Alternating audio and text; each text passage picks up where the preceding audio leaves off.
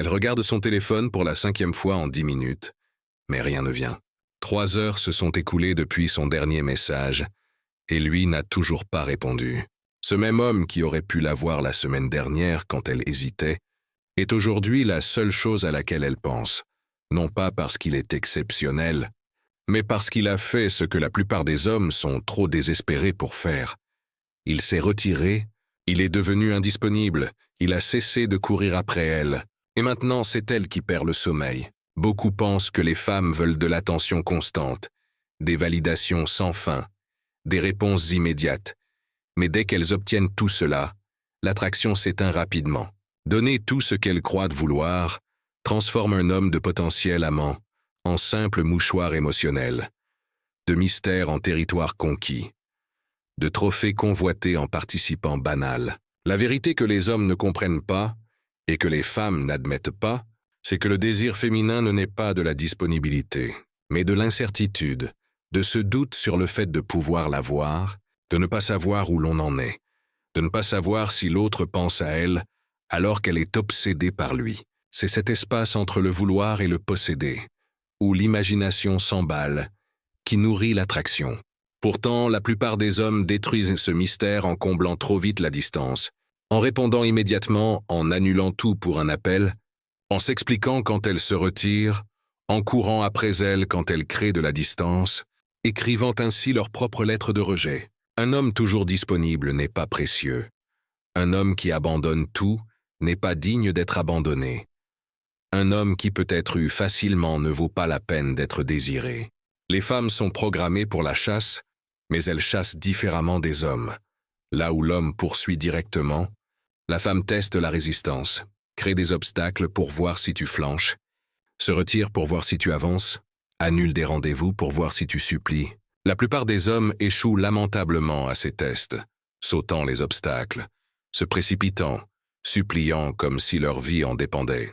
Mais ceux qui réussissent, ceux qui ne courent pas quand elles se retirent, qui ne s'expliquent pas quand elles testent, qui ne flanchent pas face aux obstacles, deviennent des énigmes qu'elle ne peut résoudre, des défis qu'elle doit conquérir, des montagnes qu'elle doit gravir. Et ce besoin, ce désir brûlant de gagner ce qui n'est pas facilement gagné, est plus puissant que n'importe quel bouquet de fleurs, compliment ou disponibilité. Ce n'est pas une question de jouer à des jeux, mais d'avoir une vie suffisamment précieuse pour ne pas l'abandonner pour un potentiel, d'être assez centré pour que ces tempêtes émotionnelles ne te déstabilisent pas, d'être assez complet pour que son approbation ne définisse pas ta valeur, quand tu incarnes ces qualités naturellement, pas comme des tactiques, mais comme une vérité, tu deviens le défi que chaque femme cherche inconsciemment. Un défi, c'est un homme qui a des options, des standards, des limites, d'autres priorités, qui ne passe pas sa vie à attendre son message, qui ne réorganise pas sa vie pour elle, qui ne la traite pas comme la seule femme sur Terre avant qu'elle ait mérité cette place, cette sélectivité, cette capacité à dire non, cette volonté de partir. C'est ce qui l'a fait vouloir être choisie. Quand elle annule un rendez-vous, peu importe la raison, ce qui compte, c'est ta réaction.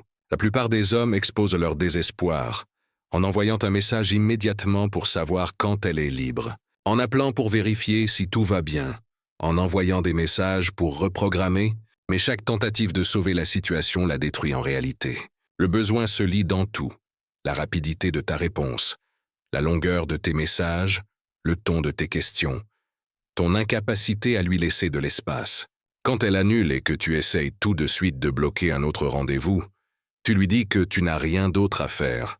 Quand tu relances sans cesse, tu lui dis que tu es déjà investi émotionnellement. Quand tu surréagis aux turbulences normales du dating, tu lui dis que tu ne sais pas gérer le rejet. Le besoin de certitude est l'ennemi de l'attraction. Plus tu as besoin de savoir, moins elle a besoin de toi. Vouloir précipiter l'intimité, être exclusif après 3 rendez-vous, vouloir des garanties avant même de connaître son nom, c'est du besoin déguisé en impatience. Tu essaies de la verrouiller, non pas parce que tu as évalué sa valeur, mais parce que tu as peur qu'un autre la prenne. Cette peur, cette rareté, ce désespoir, transparaissent dans tout ce que tu fais. La prévisibilité est la mort de l'attraction. Quand elle sait exactement quand tu vas écrire, ce que tu vas dire, comment tu vas réagir, tu deviens un meuble, confortable, fiable, ennuyeux, qu'on ne remarque qu'une fois disparu, qu'on remplace sans regret. Le mystère, ce n'est pas mentir, c'est être sélectif. Elle n'a pas besoin de savoir que tu as pensé à elle toute la journée, que tu as annulé tes plans en espérant qu'elle appelle, que tu as refusé d'autres rendez-vous au cas où elle serait libre. Le moment où elle sait qu'elle t'a complètement, elle arrête de te vouloir désespérément. Répondre avec un léger délai crée de l'espace pour l'imagination. Quand tu ne réponds pas immédiatement, son esprit commence à travailler. Que fait-il? Avec qui est-il? Pourquoi n'est-il pas aussi pressé que les autres? Cet écart entre son message et ta réponse, c'est là que l'attraction se multiplie. Pas parce que tu joues, mais parce que tu montres que ton monde ne tourne pas autour de ton téléphone ou de ses messages. Être un peu imprévisible la garde engagée. Parfois tu es disponible, parfois non. Parfois tu prends l'initiative, parfois tu ne le fais pas. Parfois tu es chaleureux, parfois distant. Pas de manière manipulatrice mais humaine, parce que les gens avec une vie pleine sont comme ça. Sortir avec plusieurs femmes, ce n'est pas être un joueur, c'est éviter la mentalité de rareté qui rend désespéré. Quand elle est ta seule option, chaque geste devient une question de vie ou de mort. Chaque message compte trop. Chaque rendez-vous pèse trop. Chaque rejet semble la fin du monde. Mais quand tu as des options, tout change. L'abondance crée une confiance authentique. Tu ne fais pas semblant de ne pas t'en soucier. Tu t'en soucies réellement moins parce que tes œufs émotionnels ne sont pas tous dans le même panier. Tu ne joues pas à faire le difficile. Tu es réellement difficile à avoir parce que ton temps est partagé. Tu ne feins pas le désintérêt. Tu es réellement moins intéressé parce que ton attention est distribuée. Ce n'est pas mentir ou tromper. C'est sortir avec plusieurs personnes jusqu'à ce que l'exclusivité soit clairement établie. C'est ne pas mettre tout son investissement émotionnel dans quelqu'un qui ne l'a pas mérité. Les femmes sentent la différence entre celui qui a vraiment des options et celui qui fait semblant. La stabilité émotionnelle est le vrai pouvoir. Les femmes testent la stabilité par l'instabilité. Créent des tempêtes pour voir si tu es un refuge ou si tu te laisses emporter. Fabriquent du drame pour voir si tu participes ou si tu restes dans la réalité. La plupart des hommes échouent en reflétant leur état émotionnel, au lieu de garder le leur. Quand elles se retirent et que tu ne cours pas après, tu montres ta maîtrise émotionnelle. Quand elles créent du drame et que tu restes calme, tu montres ta force. Quand elles testent tes limites et que tu les maintiens, tu prouves ta valeur. Le paradoxe est profond. Moins tu t'investis, plus elle s'investit. Le besoin n'est pas attirant. Le désir, le choix, la volonté le sont. Les femmes ne sont pas accros à la souffrance. Elles sont accros à ce que le défi représente. Un homme avec des standards, des options, du respect de soi, qui ne sacrifie pas sa dignité pour plaire. Arrête de jouer à être difficile.